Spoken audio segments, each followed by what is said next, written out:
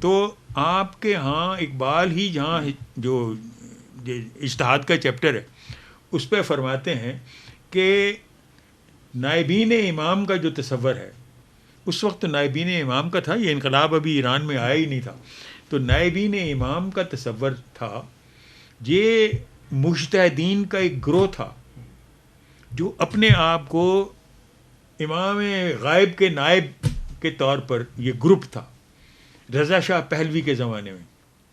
وہ رضا شاہ پہلوی کو کہتے تھے تم بے شک جو بھی قانون بنانا چاہتے ہو بنا لو، لیکن ہم نائبین امام فیصلہ کریں گے کہ وہ اسلام کے مطابق ہے یا نہیں. اچھا، اقبال اپنے اجتہاد والے چیپٹر میں ریجیکٹ کرتے ہیں اس سسٹم کو کہ دس از اے تھیوکریسی. اس کو کہتے ہیں کہ یہ تھیوکریٹک سسٹم ہے. ویلیڈیٹی وہاں سے لینا کیوں پڑے؟ کیونکہ آ گیا نا. اچھا، اب بیچ میں مذہب آ گیا ایک طرح سے، اور وہ مذہب ہمیشہ آتا ہے کنونشن کی صورت میں. اچھا، اب اس صورت میں نہیں آتا جس میں اب اجتہادی صورت ہو. اب سے اقبال پوچھ رہے ہیں یہ سوال ان سے سید سلیمان ندوی سے، ان کے جو خطوط ہیں ان میں علامہ کا ایک خط ہے، آپ ذرا غور سے پڑھیں، آپ کی لائبریری میں ہوگا. اس کو لکھ رہے ہیں انہیں، ان کو سید سلیمان ندوی کو، کہ مجھے بتائیے کہ جب مدینے میں قحط پڑا اور عمر نے قطع حد کی، غلے کے چور کی سزا قطع حد ختم کر دی، یہ پاور اس نے کہاں سے حاصل کی تھی؟ دیکھیے، you have to have a power to suspend a law. اچھا، اب یہ قرآنک لا، تو عمر اس کو سسپینڈ کر رہا ہے as the head of the state. اور اقبال پوچھ رہے ہیں کہ یہ پاور اس کو کہاں سے ملی؟ کس جگہ خدا نے کہا ہوا ہے کہ جب کوئی ایمرجنسی ہو تو میرا حکم تم سسپینڈ کر دو؟ ایمرجنسی کے متعلق قانون ہے. ایمرجنسی جس کو کہتے ہیں، کیا کہتے ہیں جی، اضطرار. اچھا، یہ جو اضطرار کی ہیں جی، ہاں. اچھا، اضطرار میں تو حرام جو شے ہے وہ حلال ہو جاتی ہے کھانے پینے کے متعلق، زندہ رہنے کے لیے، یا زندہ رہنے کے لیے آپ مذہب کہتے ہو میرا، میں مسلمان ہے ہی نہیں، وہاں اضطرار آتا ہے. اضطرار یہ نہیں آتا کہ خدا کا جو سری حکم ہے اسی کو ہی کالعدم قرار دے دو. وہ تو اجتہاد کے ذریعے ہو سکتا ہے، ناٹ تھرو اضطرار. اچھا، اب کیا جواب دیا سید سلیمان ندوی نے اقبال کو کہ عمر نے کیا کیا؟ یہ عمر کا اجتہاد تھا، تو اجتہاد اس کی اپنی مرضی سے ہیڈ آف دا اسٹیٹ کر سکتا ہے. اچھا، اب ایسی مثالیں بھی، یہ تو ایک مثال ہے نا، ہمیں نہیں پتا اس نے جواب کیا دیا چونکہ وہ محفوظ نہیں ہے. اچھا، وہ جواب محفوظ نہیں ہے، یہ سوال جو ہے وہ قائم ہے. اس کا جواب تو اقبال پھر اجتہاد کے ذریعے ہی دیتے ہیں نا کہ یہ عمر کے اجتہادات ہیں. اور جب یہ سزا یہاں نافذ کی گئی تھی تو یہاں تو منافقانہ طریقے سے نافذ کی گئی ہے، آج تک کبھی دی بھی نہیں گئی، اس سے بلکہ کرائم بڑا ہے. تو ہمارے جسٹس کیکاؤس تھے سپریم کورٹ کے، انہوں نے ایک بیان اخبار میں جاری کیا تھا ضیاء الحق کے خلاف کہ جب تک تو مجھے، میرے ملک کے ہر فرد کو ضروریات زندگی بیسک جو ہیں بنیادی وہ فراہم نہیں کرتا تو یہ حق نہیں پہنچتا کہ میرا ہاتھ قلم کرے. اچھا، اب یہ سوال پیدا ہوتا ہے کہ جو حکومت یہاں پر مسلمانوں کی روٹی کا مسئلہ حل نہیں کر سکتی، وہ میرا ہاتھ کیسے کاٹے گی اگر میں چوری کرتا ہوں؟ روٹی کی خاطر ہی چوری ہوتی ہے، خواہ ڈاکہ زنی ہو یا کچھ ہو. تو وہ تو ہو نہیں صورت، تو پھر کس طرح آپ یہ کر سکتے ہو؟ اسی طرح یہ چیزیں ہیں ساری. میں یہ عرض کر رہا ہوں کہ ہماری جو معاشرہ ہے اس پہ یہ جو باتیں ہیں ان پر کم از کم اگر یہ اقبال کے ہاں اس کے اشارے ملتے ہیں تو ہم نے اس پر غور نہیں کیا. وہ ویلفیئر اسٹیٹ کا جو تصور ان کے ہاں ملتا ہے وہ ہم نے کوئی قائم نہیں کی. ہمارے ہاں تو جو جنرلی آرتھوڈاکس تصور ہے، اس سے میں نے عرض کیا کہ جو شیخ الاسلام تھے مصر کے، انہوں نے مجھے کہا کہ والنٹیرلی تم دے سکتے ہو کل العفو میں، اللہ کا جو حکم ہے کہ جو بھی تمہاری ضرورت سے زیادہ، یعنی مطلب ہے یہ پھر یہاں فقر آتا ہے کہ آپ اگر خود سمجھتے ہو اخلاقی طور پر تم اچھے ہو، مسلمان ہو. ارے اخلاقی طور پر ہم مسلمان کیسے رہ سکتے ہیں جب کہ پیٹ میں روٹی ہی نہیں؟ وہاں پر اسلامی مسلمانی کہاں کام آئے گی؟ ڈاکٹر صاحب، اس فکری اضطراب کے عہد میں رہتے ہوئے کیا آپ دیکھ رہے ہیں کہ آنے والے دنوں میں مسلمانوں میں اجتہاد کی لہر دوبارہ زندہ ہوگی؟ نہیں ہے، میں نہیں سمجھتا وہ زندہ ہو سکتی ہے، کیونکہ اس کی وجہ یہ ہے کہ ہم ابھی اس طرح ہمیں دیکھیے اقبال نے 4 چیزیں بتائی ہیں جن کی وجہ سے وہ سمجھتے ہیں کہ انسان کی خودی مستحکم ہوتی ہے. وہ مسلمان کی خودی مستحکم کرنے کے لیے 4 چیزوں کی ضرورت محسوس کرتے ہیں.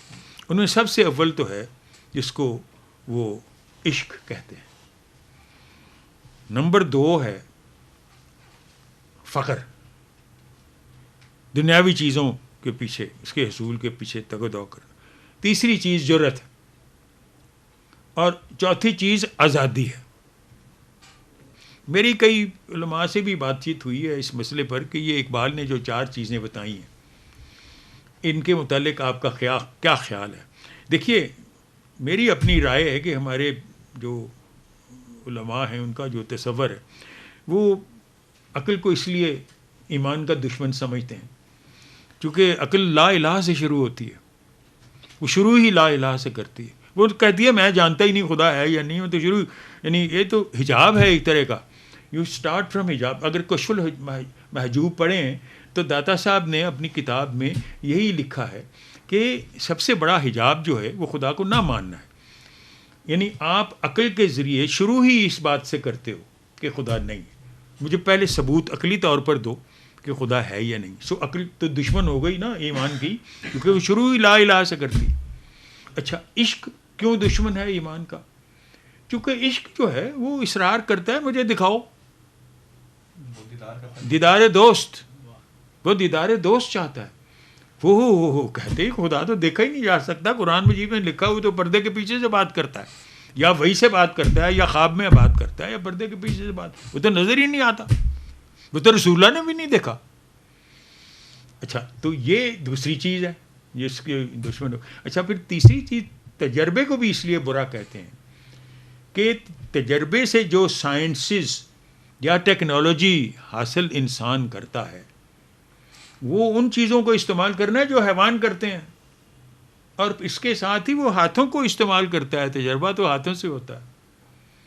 ہوا سے خمسہ کو استعمال کرتا ہے اور ہاتھ استعمال کرتا ہے. لہذا تجربہ جو ہے، جو تجربی علوم جو ہیں وہ بھی کفرانہ علوم ہیں.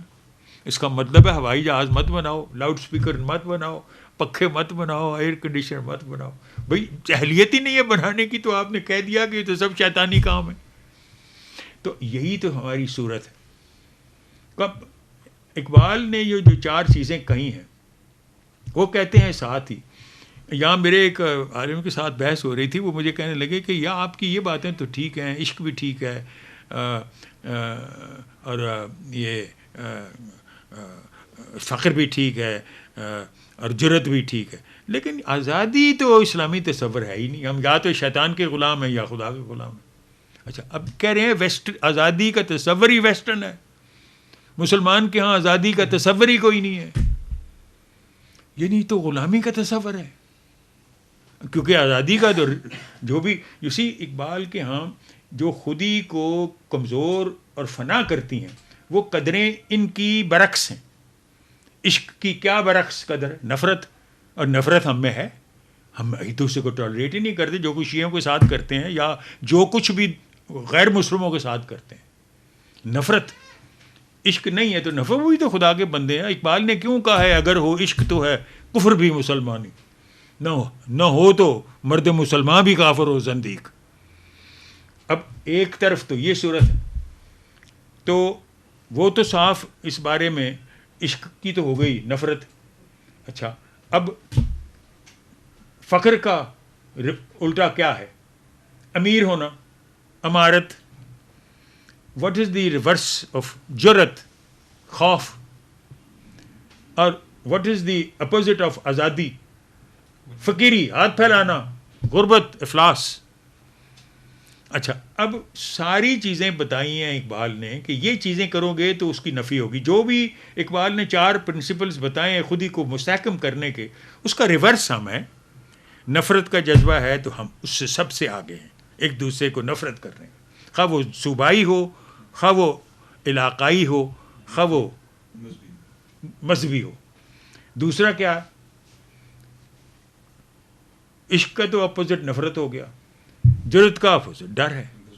اب اتنا خوف ہے کہ اب یہ دیکھیں کوئی بھی صاحب علم کھل کے یہ بات نہیں کر رہا کہ اس ملک کا جو قانون ہے اس کے تحت اگر آپ نے تحقیر رسول کو کی سزا مقرر کی ہوئی ہے تو جو اس کا باعث بنتا ہے، اگر تم سمجھے ہو کہ گورنر نے یعنی سلمان تاثیر نے تحقیر رسالت کی ہے تو اس کے خلاف دعویٰ کرو، کیونکہ کورٹ نے پروسیجر ادا کیا ہے. Don't take the bloody dagger in your own hand and stab him. نہیں تو پھر قانون نہیں بنانا تھا.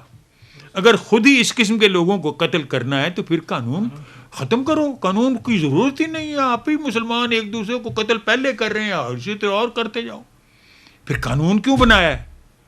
کوئی یہ سوال ہی نہیں اٹھا رہا. بلکہ عجیب بات یہ ہے کہ وکلاء حضرات اس کی ڈیفنس کے لیے اکٹھے ہو رہے ہیں اور آگے دفتر کے دفتر باندھ رہے ہیں. مجھے کسی نے پوچھا کہ بھئی آپ اس پر کمنٹ کرو. میں نے کہا میں تو نہیں کرتا. میں نے کہا مجھے اپنی جان عزیز ہے بھائی، میں پاکستانی ہوں. Why are you overestimating me? میں اس قسم کی ضرورت نہیں کر سکتا کیونکہ مجھے تو بڑا ڈر ہے. میں تو سب سے پہلے اپنے آپ کو مقدم سمجھتا ہوں. تو اسی بات کے سبب یہ میرا جواب ٹی وی چینلز کو تھا. میں نے کہا no I don't want to answer. میں کہا میں اس بات کا کمنٹ نہیں کرنا چاہتا. جی علامہ صاحب گئے تھے علم دین کے سارے. میں کہا وہ اور وجہ تھی، اسی کی وجہ سے تو پاکستان بنا.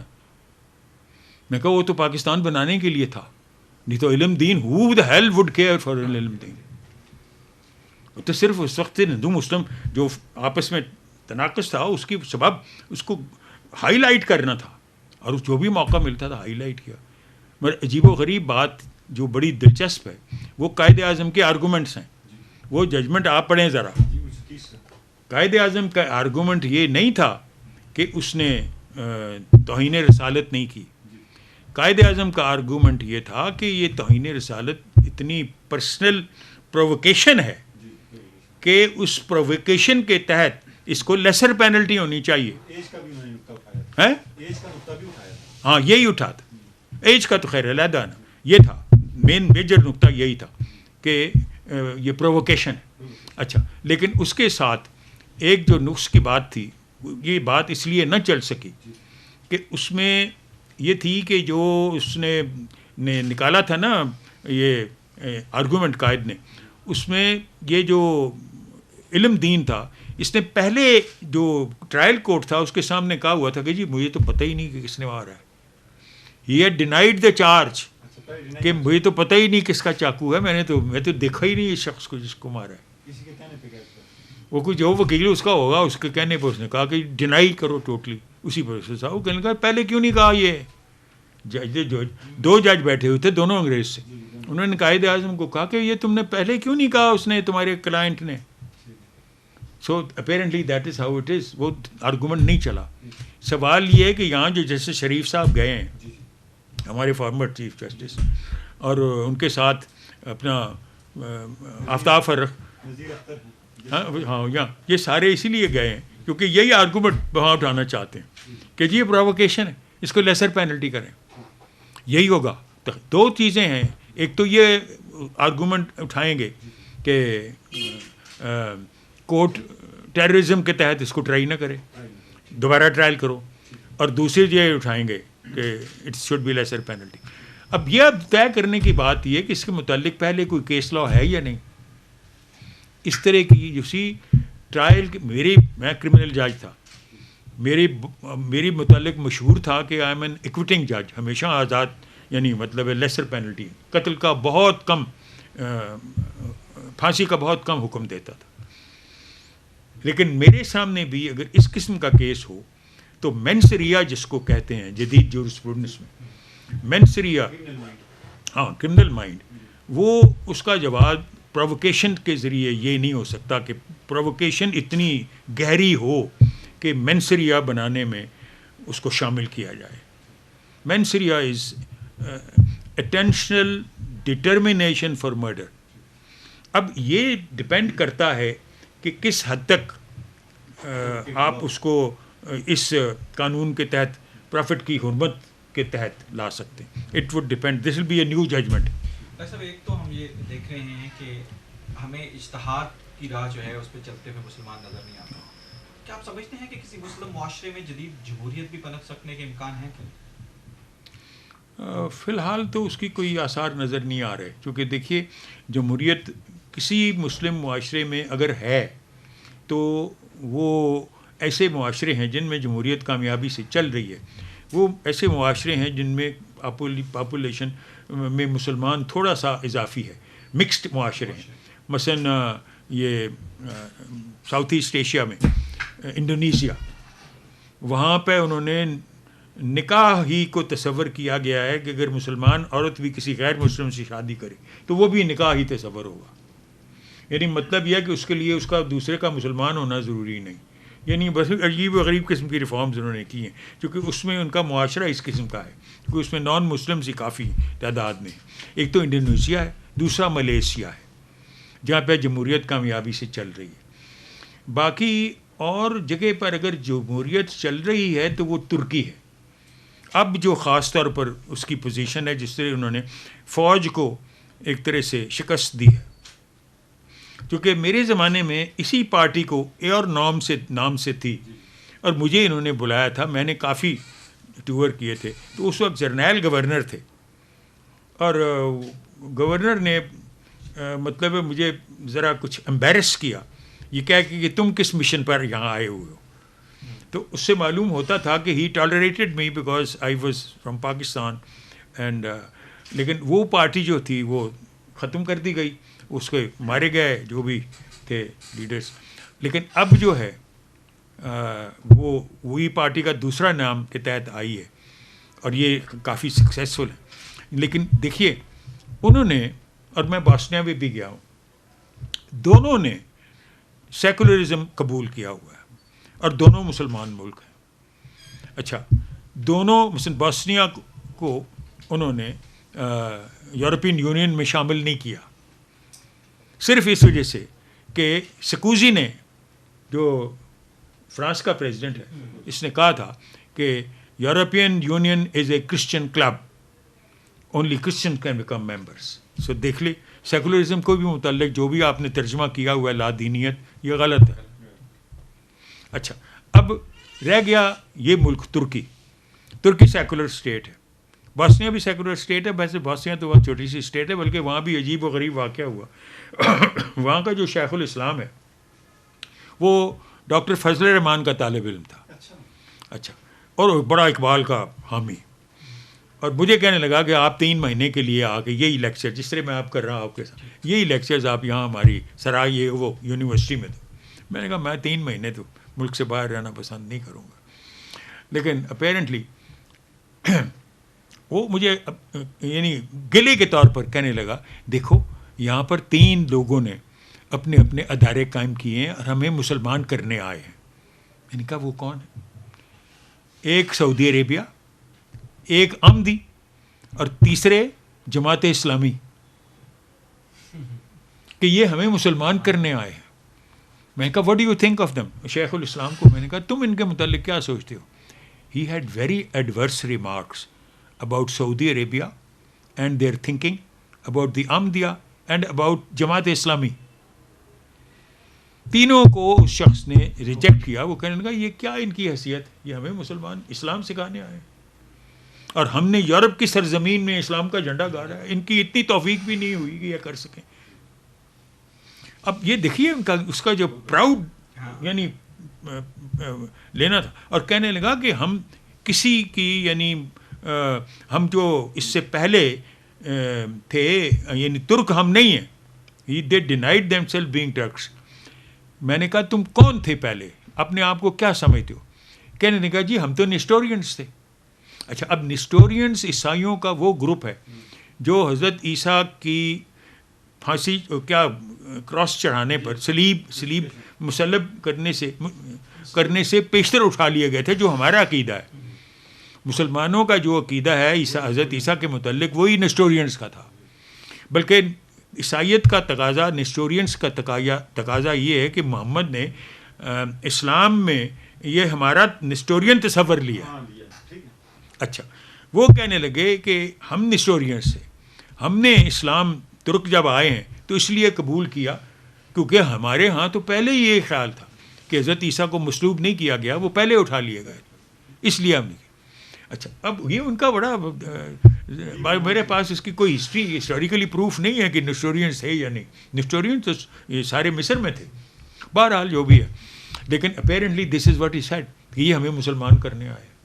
ڈاکٹر صاحب آپ کے خیال میں اجتہاد کا دروازہ کھلنے کا امکان نہیں، جمہوریت مسلم معاشرے میں پنپ نہیں پا رہی یا پنپ نہیں؟ میں یہی کہہ رہا ہوں کہ یہ جو سارے تخیل ہیں نا اقبال کے، فی الحال تو میں نہیں سمجھتا کہ اس کی کوئی، دیکھیے نا آپ مثلاً یہ کہنا اقبال کا کہ وہ دیکھنا چاہتے ہیں اسی قسم کی ترقی جیسے کہ مغرب میں ہے، یعنی سائنسز میں، اور کلیم کرتے ہیں کہ یہ ترقی ہم نے کی ہے، موجد سائنس کے مسلمان ہیں، پروف کرتے ہیں ریکنسٹرکشن لیکچر میں، پروف کرتے ہیں کہ حکمت میں بھی مسلمان آگے تھے، میڈیکل سائنسز، امپیریکل سائنسز، ان ساروں میں وہ بتاتے ہیں کس طرح جس وقت یورپ خواب غفلت میں تھا تو ہم نے انہی چیزوں کی بنیاد رکھی تھی، اور جب ہم سو گئے ہیں تو یورپ آگے ترقی کر گیا۔ اچھا، پھر کہتے ہیں یہ چیزیں جو یورپ سے آپ لے لو تو کسی غیر اسلامی تمدن سے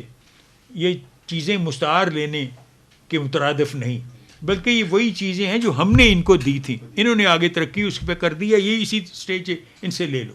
اچھا، اب یہ دیکھیں کس طرح جاپان جیسے ملک یا کوریا جیسے ملک یا چین جیسے ملک آگے بڑھ گئے ہیں، اب وہ بھی اسی قسم کی چیزیں بنا رہے ہیں۔ کین یو امیجن جاپان ایک اس قسم کا روبوٹ بنا رہا ہے جو سوچ بھی سکے، یعنی کمال ہے نا، یعنی ایسا روبوٹ بننے کی توقع ہے جو سوچ بھی سکے۔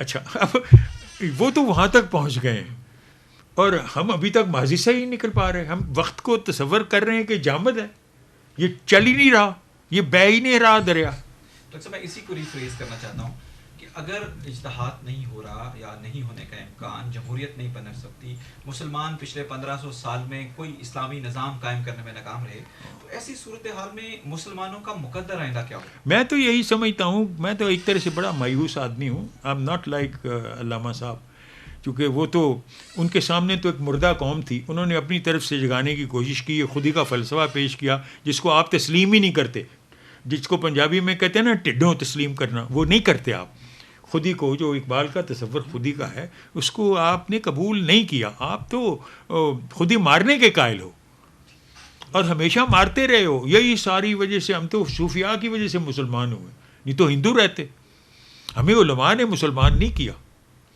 تبلیغ سے مسلمان نہیں ہوئے، ہم محبت سے ہوئے ہیں، جو مظاہرہ ہمارے سامنے یہاں کے صوفی آرڈرز نے کیا، محبت نے زہر کیا ہے ہمیں اسلام کی طرف، نہیں تو میرے والدین یہ جو بزرگ تھے وہ تو براہمن تھے، how would we be persuaded to become Muslims? ہم اس لیے مسلمان ہوئے جو اپنے محبت سے ہماری طرف دیکھا ہے، ہم نے اسی طرف کو آپ کا جواب دیا۔ اچھا، اب اسی صورت میں میں سمجھتا ہوں کہ اس لیے فیوچر مجھے نظر نہیں آ رہا، کیونکہ مجھے ایسے بار بار کسی وقت خیال آتا ہے، رات کو سوتے وقت نیند نہیں آتی، اور ایسے محسوس ہوتا ہے جیسے ہم معطوف ہو چکے ہیں اللہ کی نگاہ میں۔ یہ جس طرح کے طوفان اور یہ جو وبائیں اور جس طرح کے زلزلے آ رہے ہیں، یہ اسی طرح آپ قرآن مجید میں دیکھیں تو جسی طرح وہ پرانی اقوام کا ذکر ہے جو ختم ہو گئیں یا برباد کر دی گئیں، اسی طرح کہیں ہمارا حشر تو نہیں ہو رہا، کیونکہ یہ نہیں کہ خدائی احکام کو ہم، جواب اس کا یہ ہوتا ہے کہ جی ہم خدا کے جو احکام ہیں ان کی پیروی نہیں کر رہے، ان سے منحرف ہو رہے ہیں۔ حقیقت یہ ہے کہ ان کی پیروی جس طرح کی جانی چاہیے وہ نہیں ہو رہی، اور وہ اجتہاد ہے، اور یہی وجہ ہے جو ہم پر عذاب الہی نازل ہو رہا ہے، وہ یہی ہے کہ ہم اس طرف آ نہیں رہے، ہم پیچھے رہنے والی قوموں کی طرح رہ گئے۔ Look at it, take the example of Muslim of different اقوام اس وقت دنیا میں جو قومیں ہیں۔ مجھے یہ احساس سب سے پہلے 2 سال ہوئے میں چین گیا اور وہاں مجھے یہ احساس ہوا۔ پچھلی مرتبہ میں چین گیا تھا تو موسی تنگ زندہ تھا، 63 میں گیا تھا. اب کوئی میرا خیال ہے 2 سال ہوئے یا 3 سال ہوئے میں گیا تھا. ہم لوگ شنگھائی میں گئے, شہر میں, اور میں جس طرح اس شہر کو میں نے پہلے 1963 میں دیکھا تھا, لیکن اب جس طرح میں نے اس کو دیکھا میری عقل دنگ رہ گئی. چونکہ وہاں پر آپ اندازہ کریں, ہم جس ہوٹل میں مقیم تھے, ہم اس وقت 7ویں یا 8ویں منزل پہ تھے اس ہوٹل کی, اور ہماری کھڑکی کے باہر اسکائی وے تھا, اور وہاں پر ٹریفک جام ہوا تھا. آپ تصور کریں, اسکائی وے ایک نہیں تھا, 2-3 تھے, اور یہ اسکائی وے جو تھا جو میری کھڑکی کے باہر تقریباً مجھے نظر آ رہا تھا, اس پر موٹریں کھڑی ہوئی تھی, جیم ہوا تھا, ٹریفک جیم. اچھا, اس سے آپ تصور کریں کہ یہاں پر آئندہ جو جنگ ہوگی وہ نیوکلیر ہی ہو سکتی ہے, اور ہو ہی نہیں سکتی, کیونکہ اس قسم کے شہروں کو اور کسی طریقے سے تباہ ہی نہیں کیا جا سکتا. آپ نیو یارک بھول جائیں گے, کوئی اس قسم کے جو شہر ہیں آپ کو یاد نہیں رہے گا جو آپ دیکھیں. اگر اس قسم کی شنگھائی کو آپ دیکھ لیں, اس کا مطلب یہ ہے, وہاں ہماری جو گائیڈ تھی, she was a young lady. ایک زمانہ تھا جس وقت میں 63 میں گیا تھا, تو ہمیں دیوار چین دیکھنے گئے, تو ایک کوئی 10-11 سال کی بچی تھی جو ہمارے ساتھ تھی, تو وہ موٹر میں میرے ساتھ بیٹھی تھی. مجھے کہنے لگی کہ show me your hands, have you got stars in your hands. میں نے اس طرح ہاتھ دکھایا, کہنے لگی you have no stars in your hand, look at my hand, I have got stars. اچھا, اس کے یہاں گٹھے پڑے ہوئے تھے. میں نے کہا how have you got stars, how have you earn the stars. کیوں, میں گوڈی کرتی ہوں, میں بچڑے بازتی ہوں, میں یہ کرتی ہوں, میں وہ کرتی ہوں. میں نے اسے کہا اگر فرض کرو بارش نہ ہو تو کیا تم خدا سے دعا کرتی ہو؟ اس کا جواب تھا کہ ہم بھیک نہیں مانگتے, ہم خدا سے دعا نہیں کرتے, ہم کسی خدا کو نہیں جانتے, ہم بھیک نہیں مانگتے, ہم زمین کھود کے پانی نکال لیتے ہیں. This is the answer of the girl. یہ سم 63 کی بات کر رہا ہوں. اب میں نے اس جو ہماری گائیڈ تھی, وہ لڑکی تھی, اس سے میں نے پوچھا مجھے بتاؤ تم خاوند کو, تم شادی شدہ ہو؟ کہنے لگی ہاں, آئی ایم میرڈ. میں نے کہا تم جب خاوند, تمہارے ماں باپ ارینج کرتے ہیں میریجز یا تم خود تلاش کرتی ہو خاوند؟ تو کہنے لگی وہ تو پرانے زمانے کی بات ہے جب ماں باپ تلاش کرتے تھے خاوند لڑکی کے لیے, ہمیں تو خود تلاش کرنا پڑتا ہے خاوند, کالج میں, اسکول میں, یا جہاں بھی ہو. میں نے کہا تم خاوند میں کیا توقع رکھتی ہو, کہ کیا اس میں خوبیاں ہوں جو تم سمجھتے ہو کہ شادی کے قابل. تو اس نے جواب دیا یہ وقت کے ساتھ باتیں بدلتی رہی ہیں, انگریزی میں بات چیت کریں, یہ وقت کے ساتھ بدلتی رہی ہے. میں نے کہا مجھے بتاؤ ماؤ کے زمانے میں کیا تھی, who is the founder of their state, اس زمانے میں کیا کرائیٹیرین تھا جب تم خاوند کی تلاش تمہاری ماں یا نانی دادی کر رہی ہوگی؟ تو اس نے جواب دیا اے واچ, گھڑی, دوسری چیز 1 روم اپارٹمنٹ, تیسری چیز بائیسیکل. میں نے کہا اس کے بعد کیا ہوا؟ کہنے لگی گھڑی, 2 rooms apartment and motor cycle. اور تیسری چیز کرتے کرتے وہ اب ہو گئی کہ a car, 3 room apartment with kitchen and separate bathroom, TV and radio and watch. Watch جو ہے وہ تھرو آؤٹ کامن ہے. اور میں نے اس سے پوچھا کہ آگے کیا سوچتی ہو؟ کہنے لگی آج Rolex watch, Rolls Royce as car, a villa as a house. میں نے کہا وہ کب ہوگا؟ کہ ان 25 ایئرس. اچھا, میں نے کہا وائی واچ از کامن؟ وہ کہنے لگی so that we don't waste time. اچھا, اب یہ دیکھیں یہ لڑکی جو کہ گائیڈ ہے from the ministry of culture, وہ ہمیں ٹور کرا رہی ہے, اور وہ کہہ رہی ہے کہ گھڑی جو ہے وہ بڑی مقدم ہے, اور چیزوں کی طرح گھڑی is one of the most essential features of modern living. This is what she was trying to tell me. اور ہمارے ہاں جو بھی جلسہ کرتے ہیں وہاں پر وقت کے ساتھ وہ شروع ہی نہیں ہوتا. تو یہ وقت جو قوم وقت ضائع کرے اور پھر جس سے کوئی کہہ لیجئے تخلیقی کام بھی نہ کر سکے.